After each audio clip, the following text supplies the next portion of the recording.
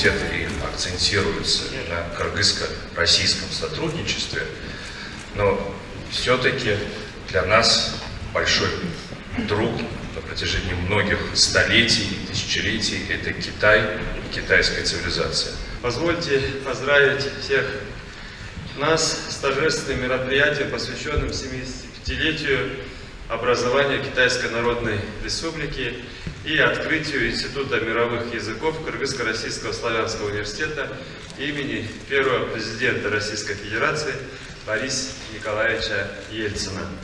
Я очень рада вновь посетить Кыргызско-Российский славянский университет и принять участие в мероприятии, посвященном 75-летию образования Китайской Народной Республики, а также открытию Института мировых языков КРСУ.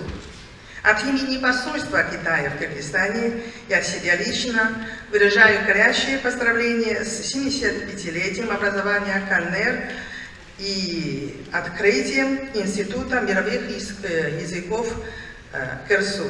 Поздравляю всех!